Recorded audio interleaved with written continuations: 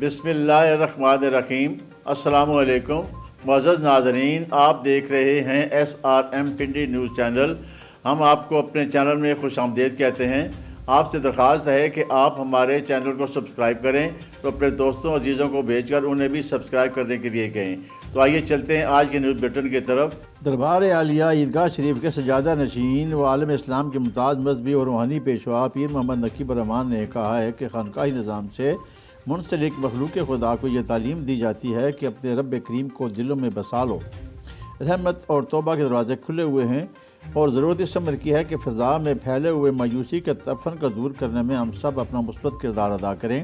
لوگوں کے درمیان مایوسی اور نا امیدی پھیلانا اور بالخصوص ہمارا پیارا وطن جس نے ہمیں عزت وقار نام و سب کچھ دیا ہے، اس کے متعلق مایوسی کی گفتگو کرنے سے گریز کرنا چاہیے۔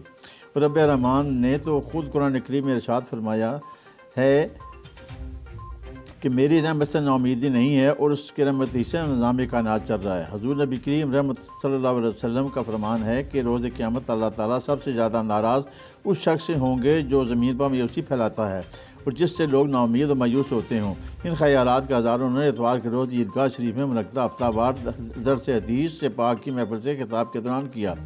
محفل سے خواجہ وجاہت جمیل، ماسٹر محمد ارشد اور راجہ منظور نے بھی خطاب کیا، جبکہ دربار رسالت میں آپ صلی اللہ علیہ وسلم میں نعت پاک رضی اللہ عنہ حافظ محمد عامر اور محمد طاہر نے پیش کیا۔ محفل کے اختتام پر پیر محمد نقیب الرحمان نے وطن عزیز کی سلامتی، خوشحالی، ترقی، افواج پاکستان کی سربلندی اور اتحاد بین المسلمین کے لیے خصوصی دعا کی۔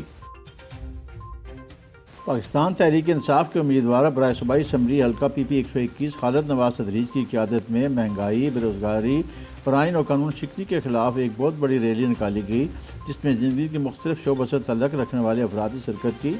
اشیاء ضروریہ کی قیمتوں میں بے تحاشا اضافے پر اپنے غم و غصے کا اظہار کرنے کے لیے لوگوں نے پلے کارڈز اور بینرز اٹھا رکھے تھے اور وہ حکومت سے مطالبہ کر رہے تھے کہ اقتدار سے فوری طور پر الگ ہو کر الیکشن کی راہ ہموار کرے تاکہ اس حکومت کے اقتدار میں لانے والوں کی عوام دشمن معاشی پالیسیوں کا خاتمہ ہو سکے۔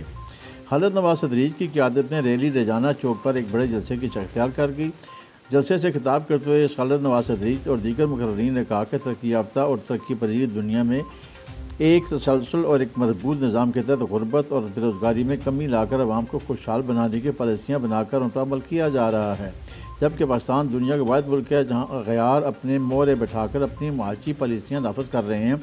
اسی وجہ سے کسی کو پرواہ نہیں ہے کہ عوام مہنگائی کے چکے میں پس رہے ہیں۔ اس موقع پر عوام نے الیکشن کراؤ، ملک بچاؤ، امپورٹڈ ٹولا نامنظور اور دیگر نعرے لگائے۔ جلسہ میں پیش کردہ قرارداد پر عوام نے ہاتھ اٹھا کر عہد کیا کہ وہ ملک بچانے کے لیے عمران خان کا بھرپور ساتھ دیں گے اور PTI کو الیکشن میں بھرپور کامیابی دلانے کے لیے کسی لالچ، دھونس یا دھاندلی کو غالب نہیں آنے دیں گے۔ پاکستان مسلم لیگ نون شعبہ خواتین ضلع راولپنڈی کے نائب صدر اور سابق رکن قومی اسمبلی اسعار تنویر نے پاکستان مسلم لیگ نون شعبہ خواتین راولپنڈی ضلع راولپنڈی کی سابق صدر بیگم آسیہ ناز تنوری کو راولپنڈی ڈویژن کا صدر مقرر ہونے پر مبارکباد دی ہے۔ واضح رہے کہ بیگم آسیہ ناز تنوری سابق رکن قومی اسمبلی ہیں اور وہ مسلم لیگ نون شعبہ خواتین ضلع راولپنڈی کی صدر تھیں۔ ان کی بہترین کارکردگی اور پارٹی کے لیے نمایاں خدمات پر، خصوصاً مسلم لیگ نون شعبہ خواتین کے لیے اعلیٰ خدمات پر، انہیں مسلم لیگ نون شعبہ خواتین کی مرکزی صدر سینیٹر نصرت صادق نے راولپنڈی ڈویژن کا صدر مقرر کیا ہے۔ چند روز قبل بیگم آسیہ ناز تنوری کو نصرت صادق نے رکن قومی اسمبلی بیگم طاہرہ اورنگزیب کے ہمراہ ڈویژنل صدر کا نوٹیفکیشن دیا ہے۔ اسعار تنویر نے آسیہ ناز تنوری کو یہ عہدہ سنبھالنے پر مبارکباد دی ہے اور توقع ظاہر کی ہے کہ وہ ماضی کی طرح مسلم لیگ نون شعبہ خواتین کے لیے اپنی صلاحیتیں بروئے کار لا کر پارٹی کو راولپنڈی ڈویژن کی سطح پر بہترین انداز سے منظم کریں گی اور ڈویژن کے چاروں اضلاع راولپنڈی، جہلم، اٹک، چگوال کے شعبہ خواتین کی عہدیداروں کو ساتھ لے کر چلیں گی اور پارٹی کو مزید مضبوط بنانے میں اپنا کردار ادا کریں گی۔ اسعار تنویر نے انہیں پہلے کی طرح اپنے ہر قسم کے تعاون کی یقین دہانی کرائی ہے۔ تعلیم کے فروغ اور شعور کی بیداری قوموں کی ترقی میں اہم کردار ادا کرنے والے عوامل ہیں۔ پاکستان کو موجودہ حالات میں ایک پڑھی لکھی اور بالغ نظر قیادت کی ضرورت ہے۔ تعلیمی میدان میں کام کرنے والے فلاحی ادارے ملک کی تعلیم و ترقی میں اہم کردار ادا کر سکتے ہیں۔ ان خیالات کا اظہار ونگ کمانڈر ریٹائرڈ زاہد قریشی نے اسٹوڈنٹس ویلفیئر سوسائٹی کی 34ویں یوم تاسیس کی تقریب سے خطاب کرتے ہوئے کیا۔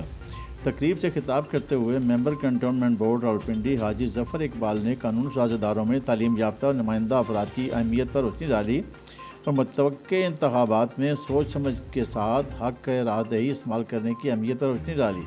اس موقع پر سماجی شخصیت نے طلباء و طالبات کی ہم نصابی سرگرمیوں میں حصہ لینے کے اثرات اور ایک صحت مند معاشرے کی تشکیل میں ہم نصابی سرگرمیوں کی اہمیت کو اجاگر کیا۔